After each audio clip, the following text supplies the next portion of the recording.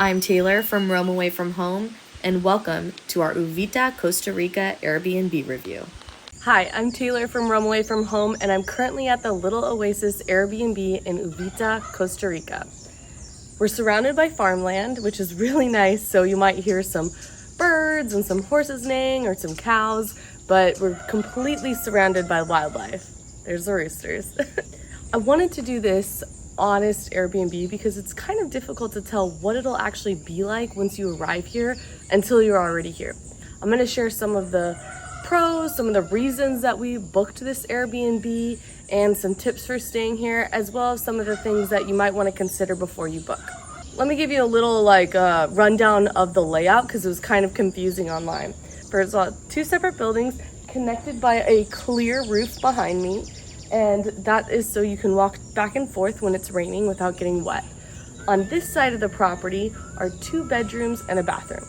On this side of the property is the living space and kitchen. So you're gonna do all your sleeping on that side, all your living on that side, basically.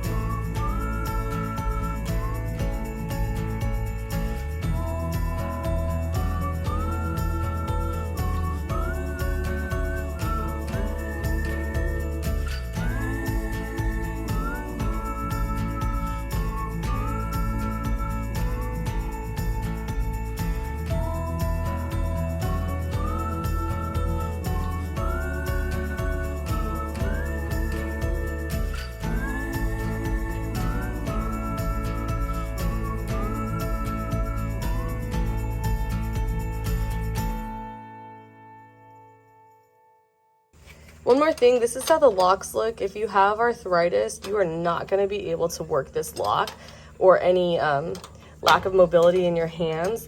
This lock will be nearly impossible for you to use. It's already hard for me. So just a heads up, if you're going to stay here, you have arthritis or mobility issues in your hands, don't. That being said, Mike just told me that if you stick the key in, you can unlock it with the key by manually turning the key, if that's easy. But if you can't really grasp a key, or you can't hold this little circle, then it's going to be a difficult door for you to open and shut.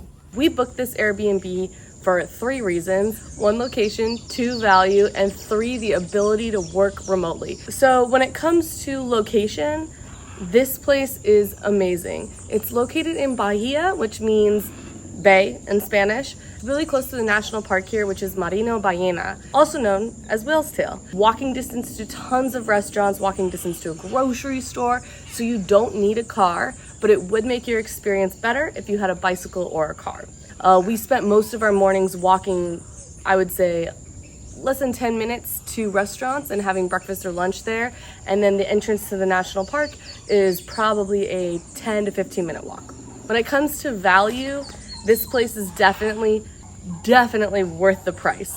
So for us, it was $50 a night in peak season. When I looked at other places around here, most of them were going for $100 a night or more. That being said, you can stay in a hostel cabina situation for about $12 a night. If you're doing the $12 a night option, you're just getting a bunk bed and a shared room. So this is a private house with everything you need, 2 bedrooms, 1 bath. And for that reason, value is far exceeding expectations. My brother does live in the area, and he's confirmed that for this time of year, that is an insane value. Keep in mind, part of the reason that you get that value is because there is no AC, and it's also very minimally equipped. So Mike best described how equipped this Airbnb is it feels like a bachelor pad. You know, mismatched furniture, the very minimum of everything you need, nothing more than what you need. Some of the stuff works, some of the stuff doesn't. It's all kind of different, mismatched, not the best quality. I say that, but the mattresses are comfortable. It's just, if you're looking for a turnkey ready Airbnb that has everything you're gonna need, like all the condiments, stuff like that, even lots of towels and stuff, this is not it. This is not a luxury Airbnb by any means. It is a value Airbnb, and if you're thinking about booking it, consider it is of that status. What it does have is a washer, which is really nice, so you can wash your clothes and then hang them up to dry. And not all Airbnbs here have that, so it's a huge benefit for that. But it's also a lot of space. Where you're standing right now is halfway in the yard, so the yard is double the size of what you see now, which makes it great for if you have dogs. It's pet friendly as well, so that's another big benefit for the value. But when it comes to the value, you're also sacrificing some things in terms of comfort. There is no AC, and if we're coming from Arizona, we're used to over 100-degree weather, we're coming from van life, we're used to adjusting to the elements. When I say there's no AC, when you're coming here during dry season, it's hot. Think mid 80s with like 80% humidity. Because it's located in Bahia, you do not have the airflow that other areas will have. You also are at the lowest point of elevation. You're on the bay, so there is not a lot of breeze, not a lot of rain during this time. It is hot. So hot that many nights we were sleeping with wet towels on us, with the fans blowing on us. We actually moved the bed to the living room, if you can see it, because the bedrooms were too hot to sleep in. They didn't have enough airflow.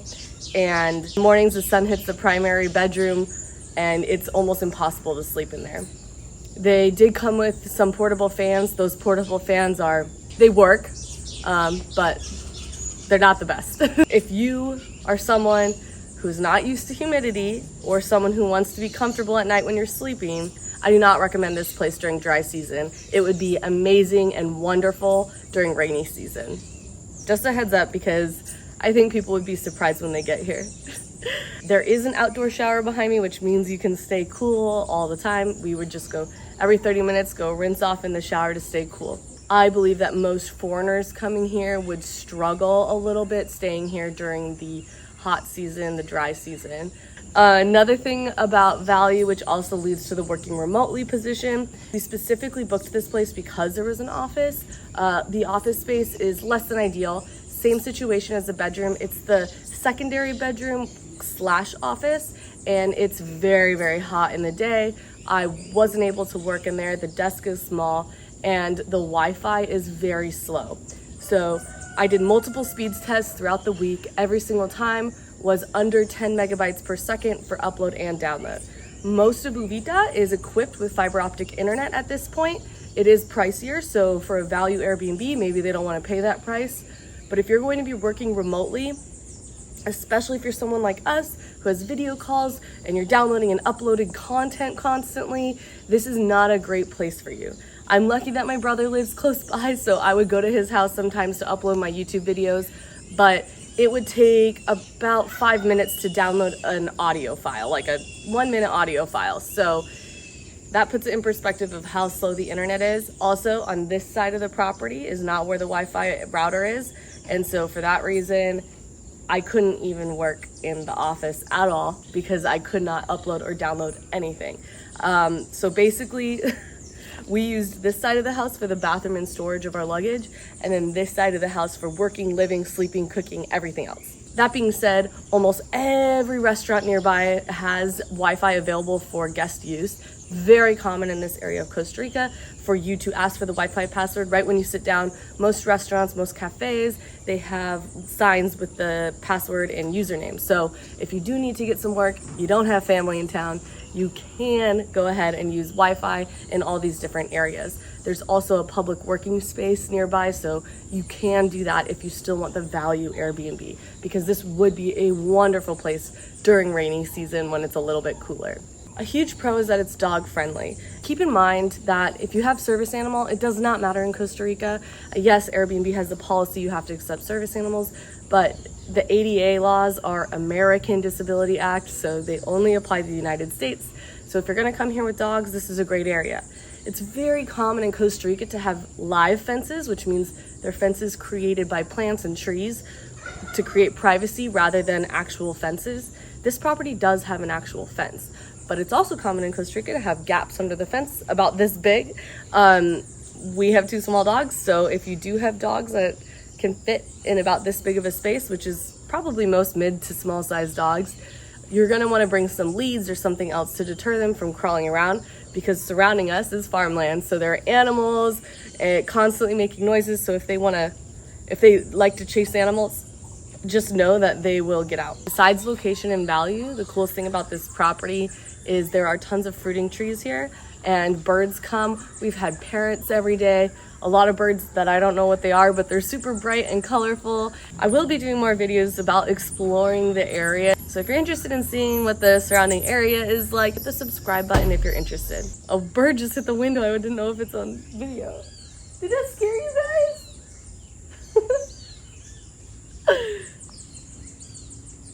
Good boy.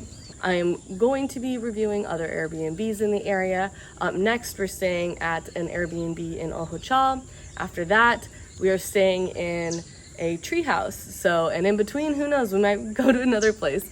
But overall, Uvita is a really cool city. I definitely recommend visiting it. A lot of people that come from the United States or Canada, they prefer Oasis. I think Uvita has a fun, young, vibrant vibe. It's a very walkable town. Oasis is not. But if you're young and active, Uvita's a great place because there's so much to do here. They have, live music, they have dancing, karaoke, anything you could really want to do here, especially on the weekends.